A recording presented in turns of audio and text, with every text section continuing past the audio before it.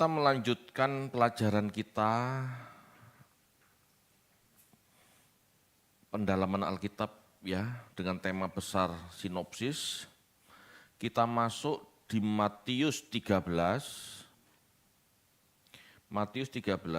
ayat 24 sampai 30, kemudian lanjut 36 sampai 43. Ya, ini ada 5 ayat yang tidak perlu kita baca karena berbeda tema ya, berbeda pokok bahasannya. Silahkan bisa dibacakan.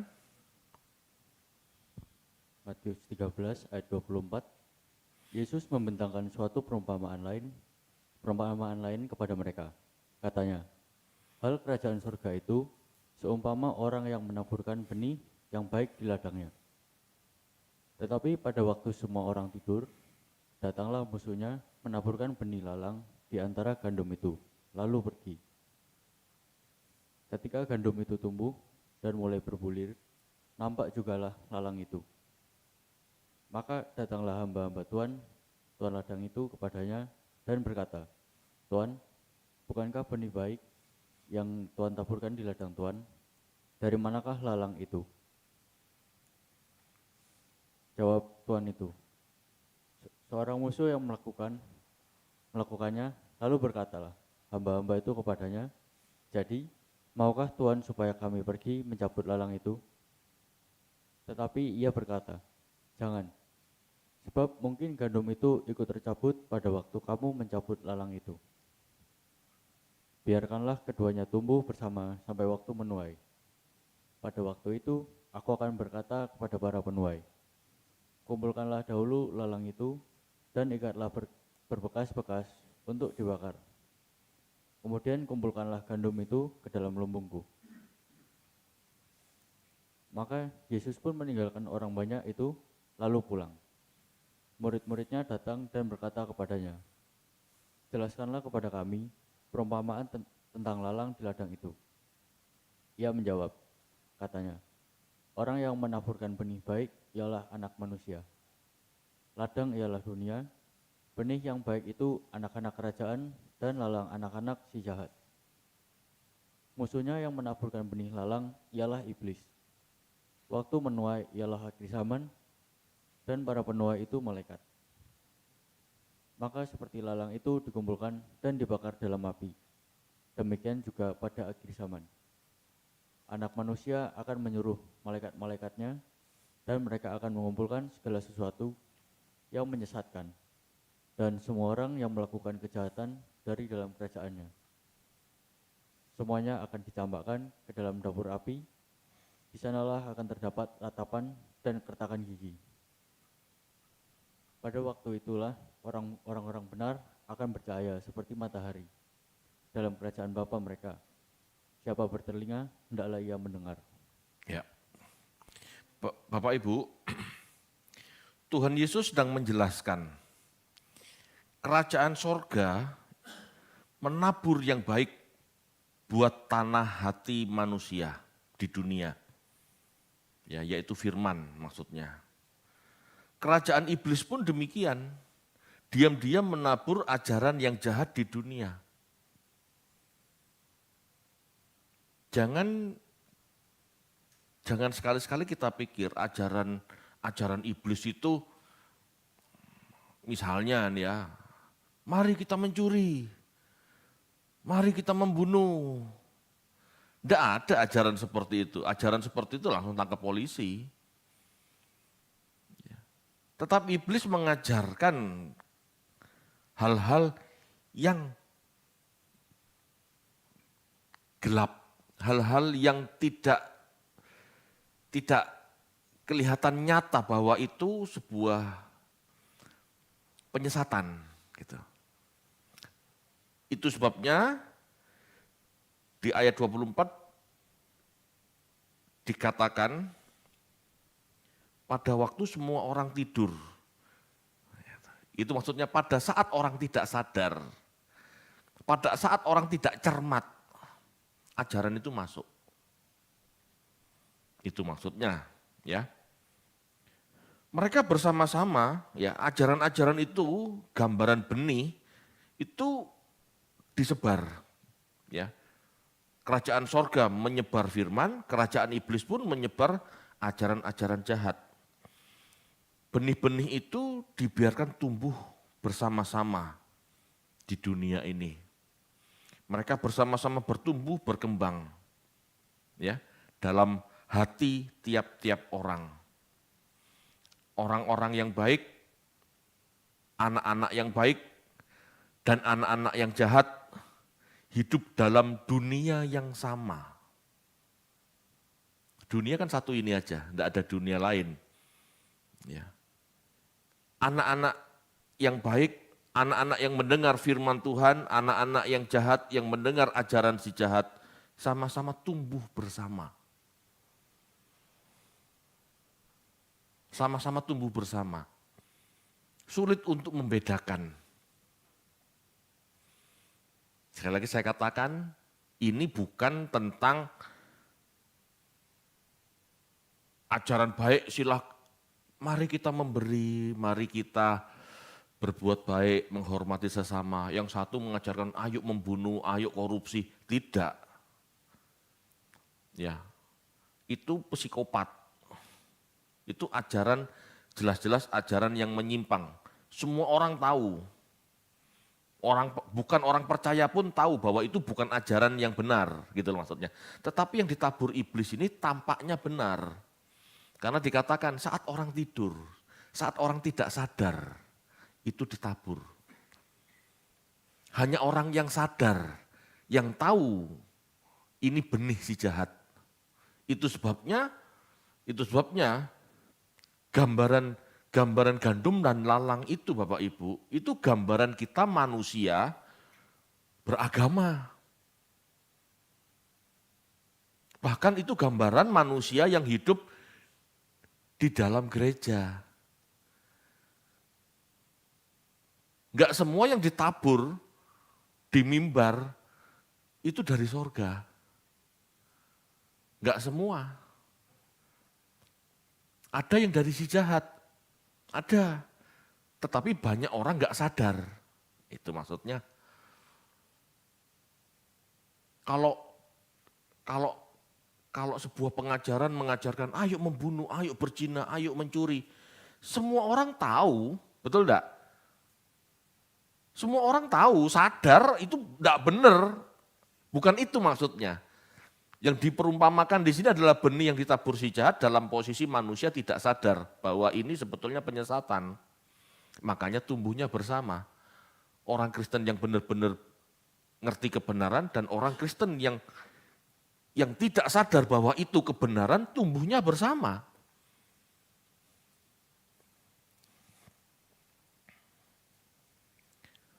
Ya. Mereka bersama-sama tumbuh berkembang. Anak-anak yang baik dan anak-anak yang jahat hidup dalam dunia yang sama. Bisa jadi dalam gereja yang sama. Bisa jadi mereka saling berinteraksi. Saling mempengaruhi, bisa. Tetapi anak-anak Allah akan tampak semakin baik. Demikian pula anak-anak si jahat akan tampak semakin jahat. Malaikat sesungguhnya ingin mencabut lalang, ingin memisahkan anak-anak Allah dan anak-anak si jahat, serta memusnahkan, tetapi Allah melarang. Sebab dalam pertumbuhannya, sebelum gandum berbulir, dalam arti berisi buah, lalang dan gandum itu sangat mirip. Halo Bapak Ibu, gandum dan lalang sangat mirip. Orang benar dan orang jahat itu mirip karena sama-sama Kristen. Halo. Ini tidak ngomong tentang seperti yang saya katakan tadi ya, wah si pencuri, pemerkosa, perampok itu jelas-jelas salah gitu ya. Bukan itu. Tetapi gandum dan lalang itu bicara tentang orang-orang yang memiliki bentuk yang sama, mirip. sama, mirip. Tapi nanti konten, isi, buahnya itu yang membedakan. Jadi lalang ini bisa dipahami sebagai orang Kristen juga. Tetapi yang memahami ajaran si jahat.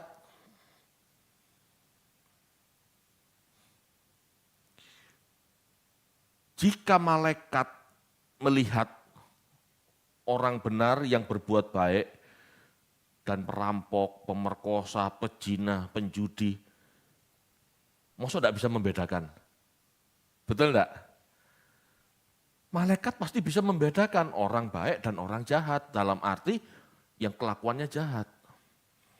Tetapi kenapa malaikat tidak boleh mencabut lalang? Karena sebetulnya lalang itu bukan tampak jahat. Ada kemiripan dengan gandum modelnya kan. Sama-sama panjang-panjang begitu. Tetapi kenapa lalang tidak boleh dicabut dulu? Takut salah jabut. Ya. Karena ada kemiripan, orang-orang ini tumbuh bersama, tumbuh di gereja. Halo. Kalau yang satu tumbuh di dalam arti gini, kalau yang satu tumbuh dalam kebaikan di gereja, yang satu tumbuh ya, misalnya di kampung preman di mana mereka suka merampok, berjudi, ya jelas beda. Tidak mungkin malaikat salah, betul ya? Tetapi yang membuat malaikat itu susah memastikan ini jahat atau ini tidak, karena pertumbuhannya sama. Gandum dan lalang ada kemiripan, sampai nanti gandum berbuah, lalang tidak. Mungkin sama-sama ke gereja. Ya, gandum dan lalang ini sama-sama ke gereja. Tapi nanti orang benar-benar memahami firman Tuhan akan bertumbuh, berbuah lebat, berbulir. Yang satu cuman tinggi gitu aja, tapi nggak ada buahnya. Itu yang membedakan. Tuhan tidak ingin ada kesalahan dalam pemisahan. Ya. Sekaligus Tuhan hendak mematangkan sifat masing-masing sehingga titik tidak berubah lagi. Diberi kesempatan gandum dan lalang tumbuh bersama sampai pada titik tidak bisa berubah lagi. Gandum benar-benar berbuah, menjadi benar-benar gandum yang berbulir, ini tidak bisa berubah lagi. Lalang juga, lalang benar-benar maksimal dalam pertumbuhannya tetapi tidak pernah menghasilkan buah. Ini baru bisa diketahui dan bisa dipisahkan. Membiarkan yang baik semakin baik di tengah kejahatan yang semakin jahat. Sehingga tampak perbedaan nyata dari buahnya. Dari buahnya kelihatan ini gandum, ini lalang. Amin Bapak Ibu. Bisa dipahami ya. Orang Kristen bukan orang yang rajin berliturgi. Karena orang jahat pun berliturgi, tidak bisa dibedakan. Halo. Orang benar berdoa, orang jahat juga berdoa. Tapi buahnya beda. Apa yang didoakan berbeda. Sama-sama berdoa, sama-sama berliturgi, gak bisa dicabut salah satu. Sama. Sampai pada nanti, ya sampai pada akhirnya nanti si gandum berbuah, lalang tidak. Baru dipisah. Jangan dipikir di antara kita nggak ada lalang. Siapa yang nggak menghasilkan buah, itulah lalang. Halo. Bapak Ibu, penjelasan perumpamaan ini tidak diberikan kepada banyak orang, tetapi hanya kepada murid. Itu pun karena mereka bertanya. Betul ya, tadi kan sudah dibaca. Sebab Tuhan ingin hanya orang yang serius mencari, yang menemukan kebenaran. Di ayat 36 dijelaskan, murid-muridnya datang dan berkata kepadanya, jelaskan kepada kami perumpamaan tentang lalang dan jelaskan pada kami perumpamaan tentang lalang di ladang itu. Ada murid yang bertanya. Ada peran aktif murid. Di situ Tuhan baru menjelaskan. Yesus tidak memaksa orang jadi muridnya. Namun bagi mereka yang mau rendah hati, mencari tahu, dengan bertanya, mendengar ajarannya, kepada mereka Yesus mengajar. Kita tidak akan pernah tahu banyak jika kita tidak mau memperkarakan dengan Tuhan. Tuhan, arti firman ini apa? Tidak akan. Sibuk dengan urusan sendiri, meremehkan firman Tuhan. Yang penting aku sudah minggu ke gereja cukup. Orang-orang seperti ini tidak akan mendapatkan lebih kebenaran. Anda harus memperkarakan, mempertanyakan. Tanya pada Tuhan langsung melalui Roh Kudus boleh dalam doa. Tanya sama pendeta juga boleh. Tapi harus ada kemauan aktif mempertanyakan. Orang-orang seperti inilah yang akan kelak berbuah karena dia ingin tahu persisnya seperti apa.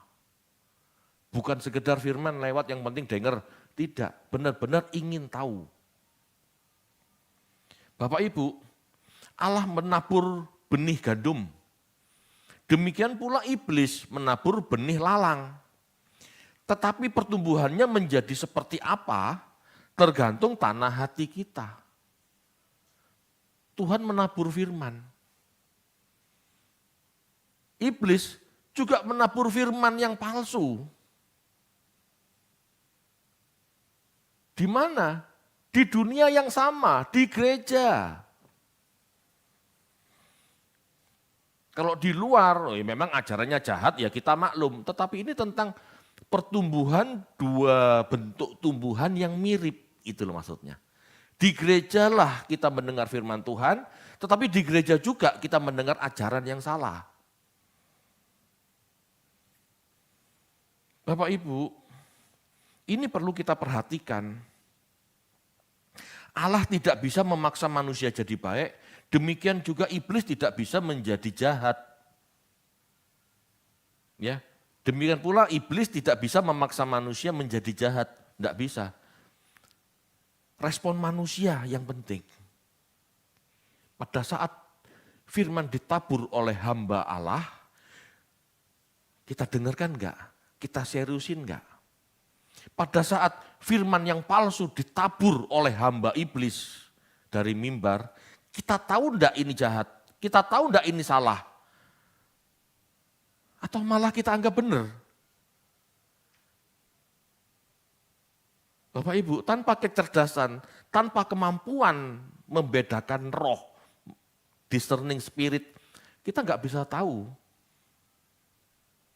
ini firman yang benar apa firman yang palsu. Bisa-bisa kita berpikir ini benar. Padahal dari si jahat. Itulah yang disebut tertidur. Pada saat tidur benih itu ditabur oleh si jahat. Itu loh. Pada saat orang tidak sadar, firman diberitakan dianggap kebenaran. Firman yang palsu diberitakan dianggap itu kebenaran. Sudah, jadinya salah.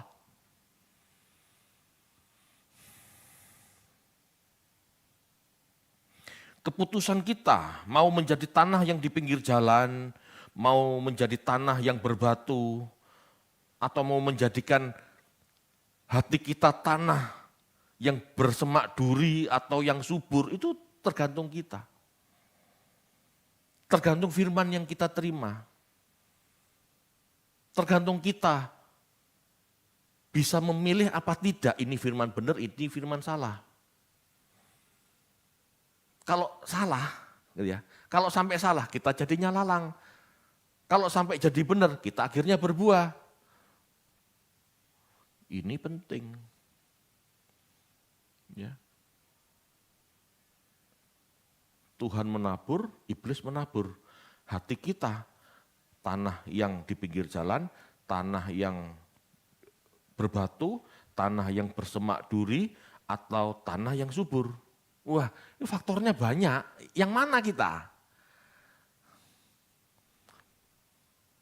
kadang-kadang gitu ya, kadang-kadang, bukan kadang-kadang, seringkali dan banyak sekali ya, banyak kali aku lihat gitu ya. Pada saat firman Tuhan diberitakan, hati kita tuh seperti tanah di pinggir jalan. Pada saat firman Tuhan diberitakan, kita tuh seperti tanah yang berbatu. Tetapi kalau firman yang palsu yang diberitakan, kita amini. Kadang-kadang begitu. Pada saat firman yang palsu diberitakan, kita terima firman itu seperti tanah yang subur. Jadi yang masuk yang sesat, yang salah. Seringkali begitu. Firman yang benar, hati kita seperti tanah berbatu.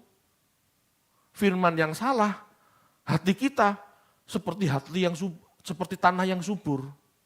Senang mendengar firman seperti itu, senang. Kebanyakan orang Kristen juga gak sadar. Kok ada Pak seperti itu? Ada. Dan banyak orang Kristen gak sadar. Banyak orang Kristen tertidur. Gitu ya.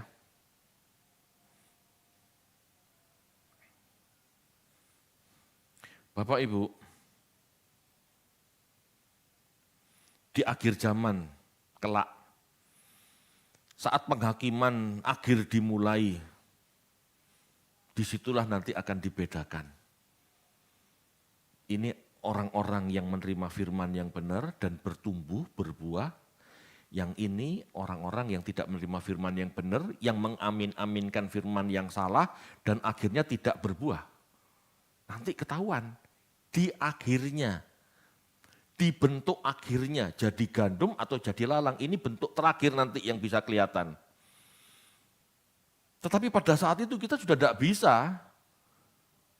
Kalau kita lalang tidak bisa berubah jadi gandum, kalau kita gandum tidak bisa berubah jadi lalang. Selesai sudah. Saat inilah, saat kita hidup inilah, kita bisa membentuk hati kita. Kita bisa membentuk tanah hati kita. Mau jadi tanah yang subur buat firman Tuhan, atau mau jadi tanah yang subur buat firman yang palsu. Itu keputusan kita.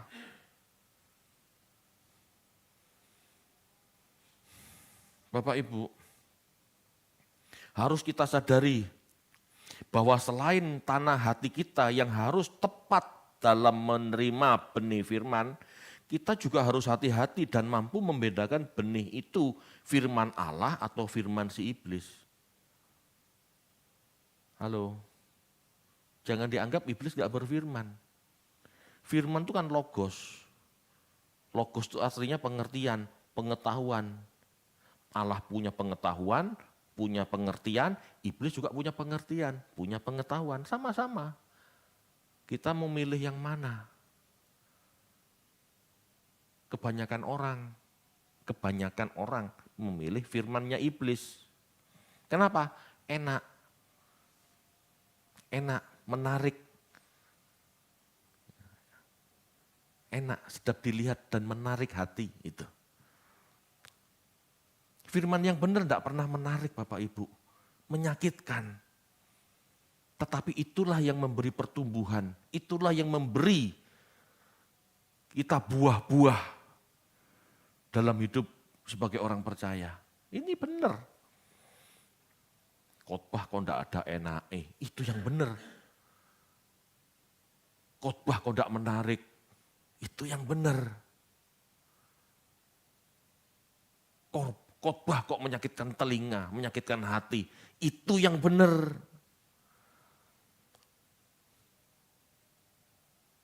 Orang Kristen aja, karena orang Kristen itu kan jarang mau berpikir. Orang Kristen itu kebanyakan hanya mau apa kata pendetanya.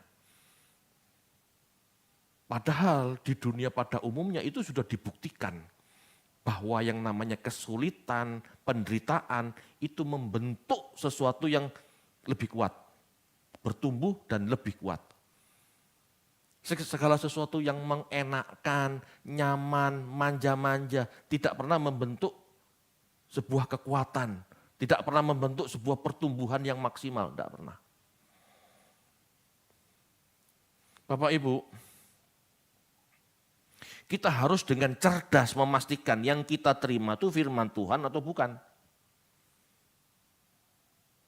Sering saya katakan, jangan dengerin satu pendeta, dengerin pendeta lain juga. Itu artinya Anda bisa mempertimbangkan, betul ya? Tapi bukan berarti semua pendeta perlu Anda dengarkan. Kalau kira-kira ini salah, ya jangan didengarkan. Anda dengerin 10 pendeta, silahkan.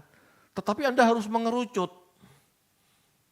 Oh yang benar, kira-kira 1, 2, 3, 4, 5. 5. Yang 5 sisanya, jangan didengerin lagi karena sudah tidak benar. Anda harus memilih.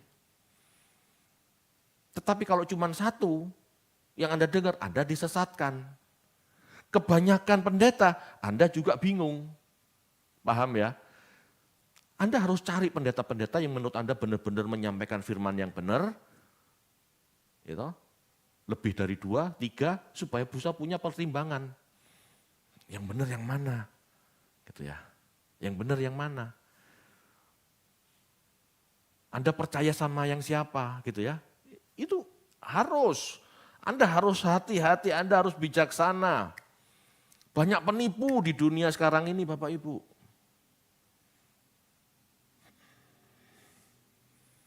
Bapak Ibu, jangan Anda pikir saya tidak bisa jadi penipu. Kalau saya membaca Alkitab salah, niatnya saya mengajarkan yang benar, betul ya? Niat hati saya mengajarkan kebenaran. Tetapi kalau saya tidak benar-benar mengeksegesis Alkitab dengan benar, jadinya saya menipu Anda tanpa saya sengaja, tanpa saya sadari. Itu beban pendeta. Itu sebabnya Alkitab mengatakan jangan ada yang jadi guru. Resikonya besar. Tetapi kalau saya sudah dipercaya Tuhan untuk jadi guru, saya harus hati-hati. Khotbah-khotbah yang saya sampaikan tiap Kamis, tiap Minggu, itu saya pertanggungjawabkan, itu saya hati-hati.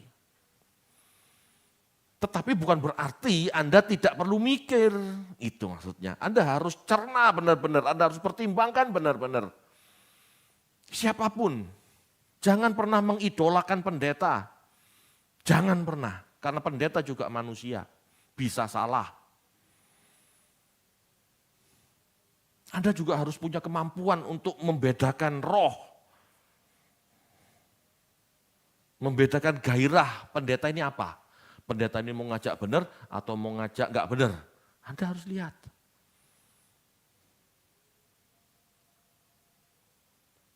Saya ngomong gini dengan resiko Bapak Ibu. Tetapi saya lebih suka Anda benar-benar hati-hati mendengar khotbah saya. Daripada Anda memberhalakan saya, mengidolakan saya, memberhalakan saya, jadinya Anda tersesat semua. Betul. Dan kepada semua pendeta pun harus seperti itu. Harus seperti itu. Saya ini sebetulnya rindu, kepingin menjelaskan. Gitu ya. Tetapi saya tidak etis kalau ngomong pendeta A salah, pendeta B benar, pendeta A bermasalah di karakter, pendeta B hidupnya enggak benar. Di hadapan jemaat, di belakang jemaat berbeda. Saya enggak etis ngomong begitu. Maksimal saya hanya bisa ngomong hati-hati. Ayo dipikir. Saya lihat banyak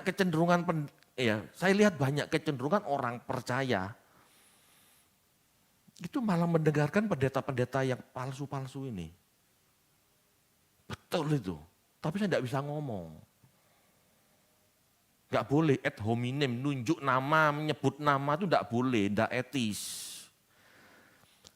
Tetapi kok ya masih ada orang tertipu sama gaya mereka.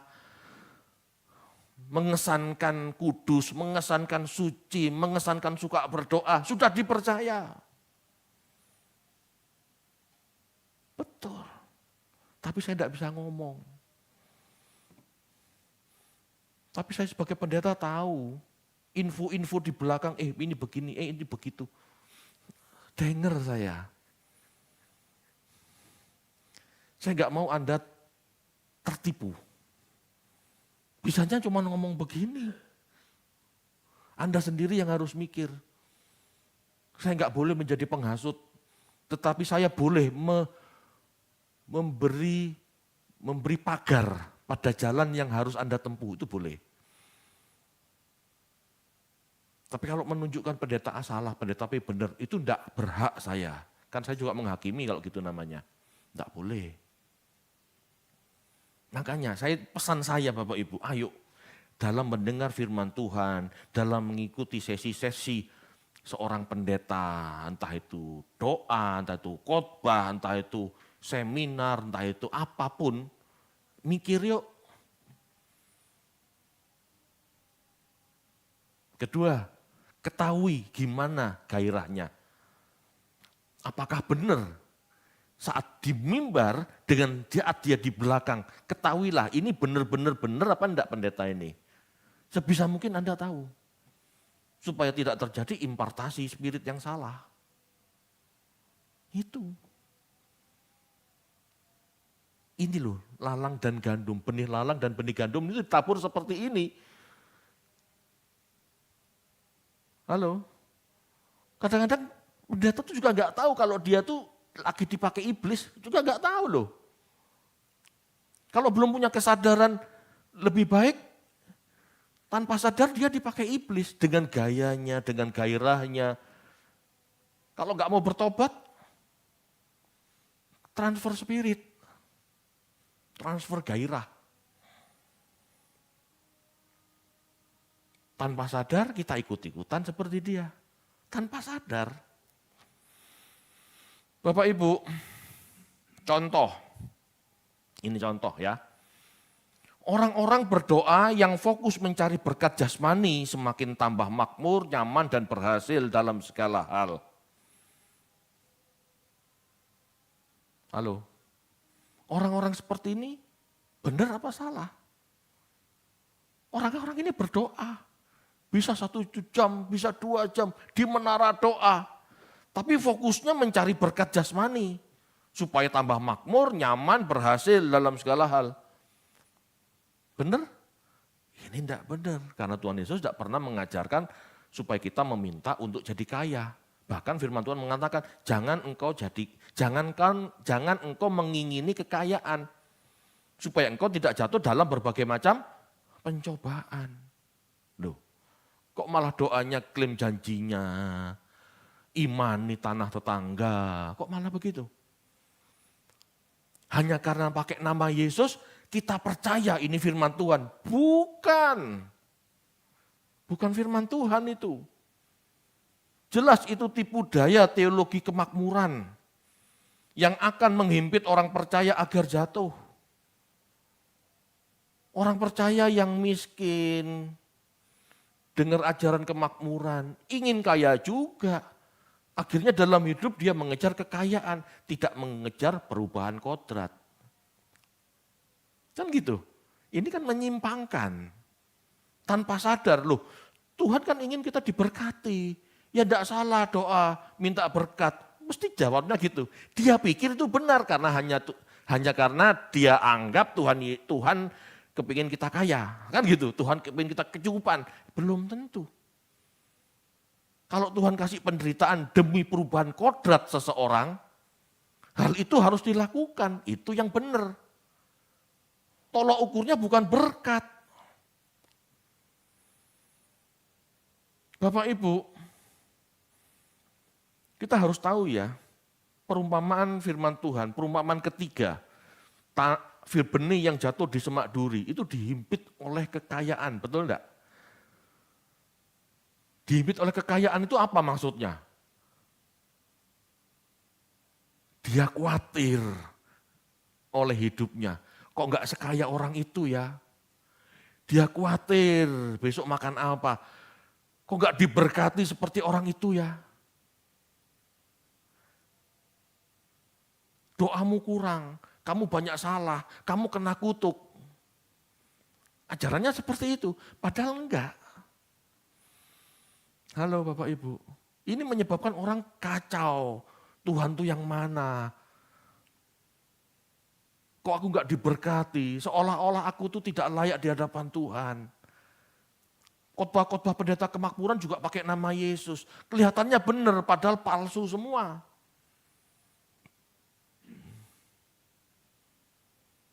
Bapak Ibu, Tuhan tuh enggak ada gini. Bapak Ibu, Tuhan itu fokusnya pada karakter kita. Yang penting kodratmu berubah menjadi berkodrat ilahi, itu tujuannya Tuhan. Mau jadi kaya, mau jadi miskin, itu bukan tujuan. Itu sarana. Tuhan paling mengerti jiwa kita. Kalau diberi penderitaan kamu berubah, Tuhan kasih penderitaan. Kalau diberi kekayaan kamu mampu dipercaya menjadi manajer yang baik, kamu diperkaya. Bukan masalah kamu berdosa, kamu jadi miskin, kamu berkenan, kamu jadi kaya. Tidak ada kayak begitu. Rajin berdoa supaya diberkati, tidak ada kayak gitu. Berdoa yang benar itu supaya kita tahu kehendak Allah itu apa. Kita baca aja yuk. Mazmur 73 ayat 2 sampai 5.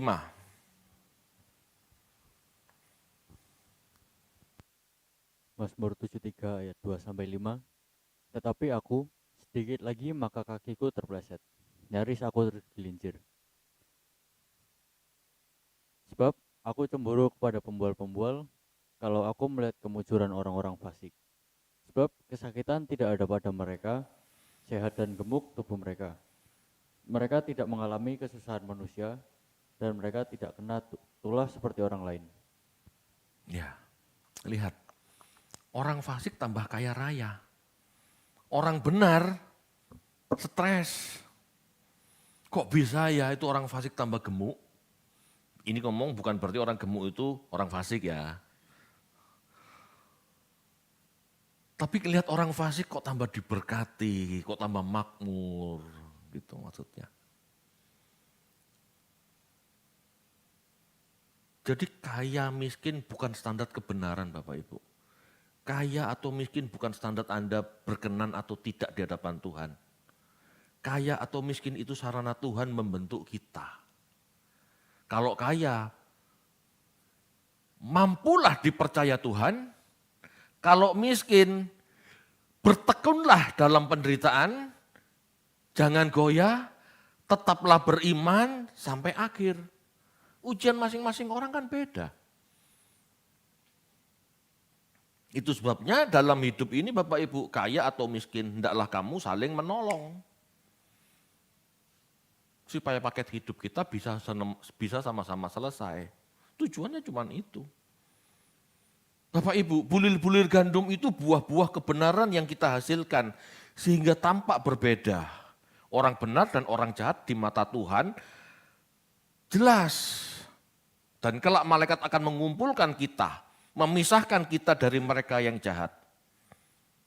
Yang bisa melihat perbedaan sikap hati ini Tuhan dan malaikatnya. Manusia pada umumnya tidak bisa. Karena manusia pada umumnya tidak melihat hati, hanya melihat tampilan. Ada pendeta pinter berkhotbah, terpesona. Ada pendeta pinter berdoa, terpesona. Padahal hatinya jauh dari Tuhan. Bisa.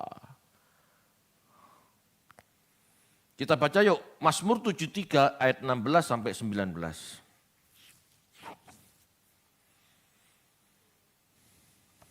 Mazmur 73 ayat 16 sampai 19. Tetapi ketika aku bermaksud untuk mengetahuinya, hal itu menjadi kesulitan di mataku, sampai aku masuk ke dalam tempat kudus Allah dan memperlihatkan kesudahan mereka. Sesungguhnya di tempat-tempat licin kau taruh mereka, kau jatuhkan mereka sehingga hancur, betapa binasa mereka dalam sekejap mata, lenyap, habis oleh karena kedahsyatan. Hal itu menjadi kesulitan di mataku. Maksudnya apa? Orang benar dan orang tidak benar itu sulit dilihat secara mata, secara indera. Ya. sampai aku masuk ke tempat kudus Allah, sampai Allah memberi pencerahan padaku, aku baru tahu. Oh, orang-orang fasik itu dibiarkan kaya, gemuk, gitu ya. Kenapa? Ya untuk dipelihara untuk masuk ke dalam kebinasaan. Itu artinya Tuhan mengizinkan orang-orang fasik itu jadi kaya raya. Silahkan. Silahkan. Kamu harus hati-hati. Silahkan. Tapi lihat saja nanti ujungnya ke kebinasaan. Bagi orang-orang benar, sama Tuhan gak dipersilahkan, gak dipermission. Bagi orang-orang benar yang mencari kehendak Allah, itu istilahnya gak bebas seenak sendiri. Dengan mereka mencari kebenaran, mereka terikat oleh pagarnya Tuhan. Mereka dibatasi. Kalau orang fasik bebas sesuka sendiri, betul enggak? Enggak ada pagernya. Kalau orang benar, ngapa-ngapain enggak bisa. Begini salah, begitu dosa. Kesannya dipingit. Jadi jangan salah paham. Kalau orang percaya lebih sulit mendapatkan berkat jasmani karena enggak bisa sembarangan. Halo, paham ya? Bapak Ibu, bagi orang yang belum mengerti kebenaran, orang fasik tampak diberkati. Orang percaya tampak kena kutuk. Kan begitu? Hidup benar, hidup suci. Kok gak ono berkati? Kok tambah susah hidup? Bapak Ibu, pola pikir seperti ini adalah daya tarik bagi mereka yang belum paham kebenaran. Ya, mereka percaya ajaran sesat itu. Padahal sejak zaman Ayub, ya, teologi seperti ini sudah terbukti salah. Ingat enggak kisah-kisah Ayub? 4 temannya Ayub ngomong, Ayub kamu pasti punya salah, makanya Tuhan marah sama kamu. Betul? Coba baca itu, teman-teman Ayub. Semua mengatakan Ayub salah, Ayub salah. Tuhan itu pasti menghukum orang yang bersalah. Padahal Ayub tidak punya salah apa-apa. Ayub habis, kekayaan Ayub habis, keluarganya habis. 4 temannya berpikir dia dikutuk Tuhan karena banyak dosanya. Padahal Ayub enggak seperti itu. Tidak bisa dirumuskan seseorang benar pasti diberkati secara materi, atau orang jatuh miskin serta berpenyakit dianggap kena kutuk. Tidak bisa dirumuskan seperti itu. Sebab Allah yang berdaulat berhak membentuk dan menguji umat ciptaannya sesuai yang Dia kehendaki. Tuhan itu ahli jiwa. Tuhan itu paling tahu David ini seperti apa. Halo. Dia akan membentuk David sesuai kebutuhan. Bagaimana David supaya tetap berjalan di jalan yang benar. Tuhan paling tahu caranya. Kalau memang harus miskin terus, ya miskin terus. Demi keselamatan jiwanya David. Kalau David harus jadi kaya, supaya bisa jadi berkat, supaya jiwanya lebih baik, lebih mulia, Tuhan akan lakukan itu. Tuhan yang paling tahu, itu maksudnya. Jadi kaya atau miskin bukan karena rajin berdoa, rajin ke gereja, tidak ada urusan dengan itu. Tuhan yang paling tahu jiwa manusia dan Tuhan yang paling tahu bagaimana membentuk seseorang menjadi bejana yang Dia inginkan. Amin, bisa dipahami? Kamu kurang berdoa, kamu kurang ke gereja, makanya enggak diberkati. Kamu enggak perpuluhan, makanya kamu miskin. Enggak ada urusan seperti itu, enggak ada. Itu ajaran penyesatan. Dipikir benar, padahal itu firman yang palsu.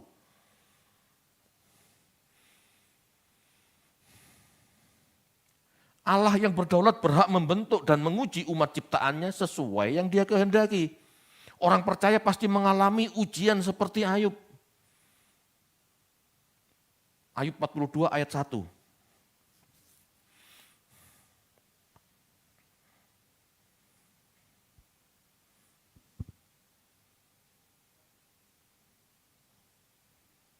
Ayub 42 ayat 1, maka jawab Ayub kepada Tuhan,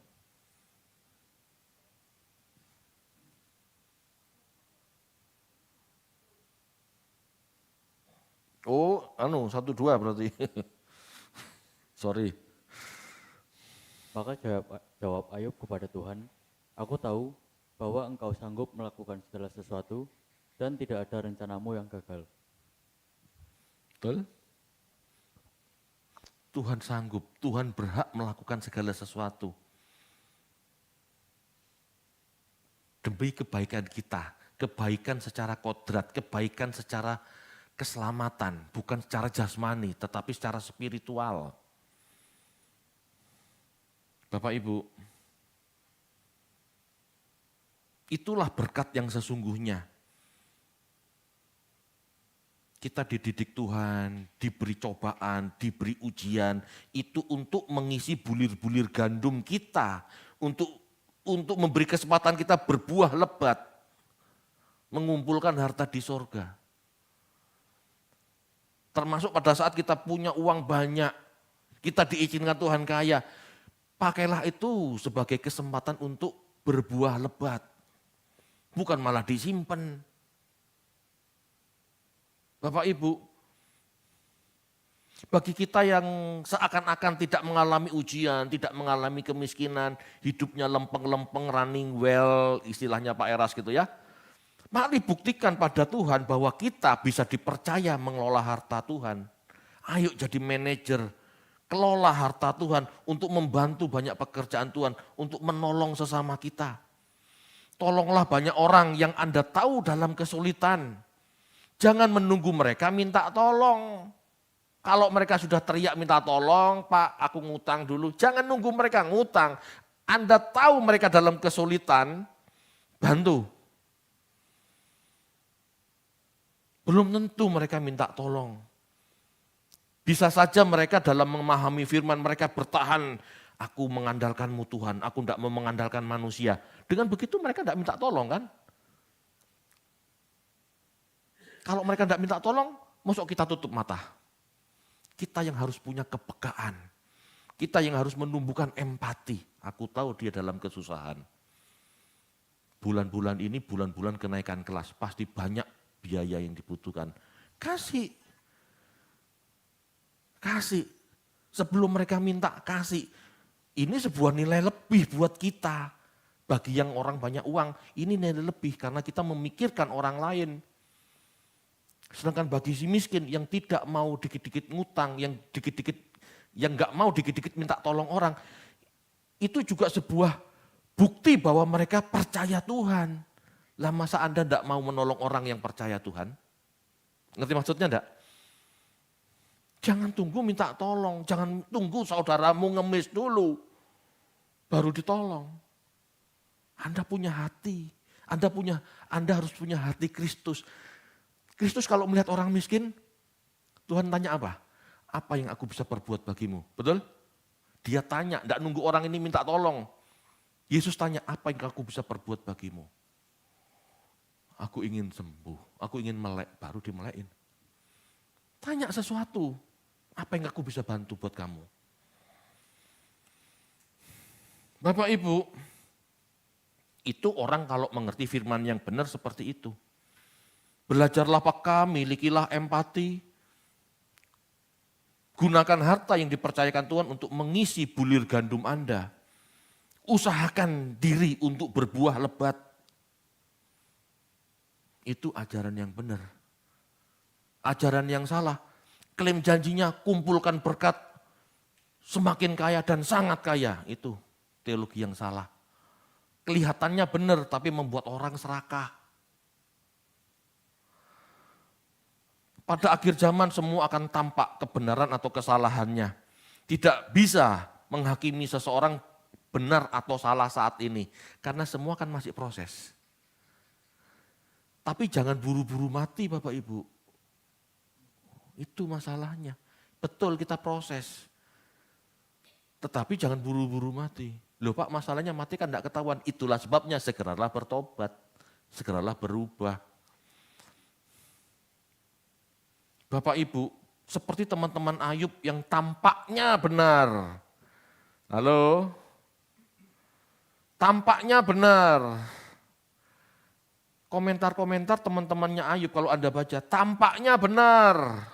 Seperti yang banyak dipahami banyak gereja. Kamu salah Ayub, makanya kamu dihukum Tuhan. Tampaknya benar, ini kalimat ini kelihatannya benar padahal salah. Allah marah loh kepada teman-teman Ayub. Seperti teman-teman Ayub yang tampaknya benar dengan segala pemahamannya ternyata salah di hadapan Allah. Kamu minta maaf sama Ayub, kamu minta doa sama Ayub. Ayub 42 ayat 7 sampai 9.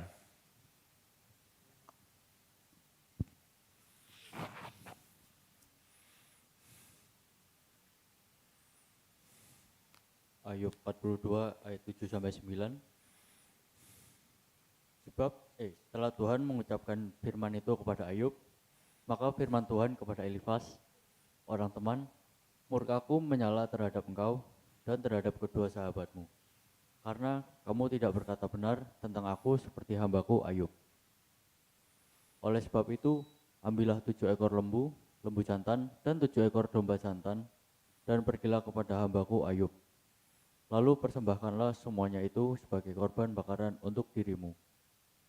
Dan baiklah hambaku Ayub meminta doa untuk kamu, supaya karena permintaannya lah hanya yang akan kuterima, supaya aku tidak melakukan aniaya terhadap kamu, sebab kamu tidak berkata benar tentang aku seperti hambaku Ayub.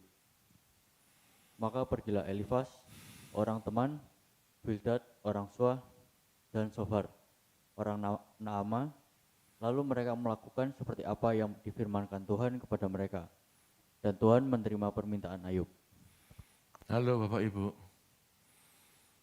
teologi zaman sekarang diwarnai dengan pola pikir teman-temannya Ayub. Kamu miskin, kamu tidak bayar perpuluhan, kamu kena kutuk. Hidup kita berkenan, makanya kita diberkati. Saya rajin berdoa, saya rajin ke gereja, makanya saya kaya raya. Itu ternyata salah. Halo. Jangan Anda pikir yang miskin ini lebih berdosa dari Anda. Jangan pernah berpikir seperti itu. Ini kenyataannya. Ayub jadi miskin, dikata-katai sama temannya. Ternyata yang benar yang miskin. Yang kaya yang salah. Kamu minta maaf sama Ayub. Kamu minta ampun sama Ayub. Minta doakan Ayub. Halo.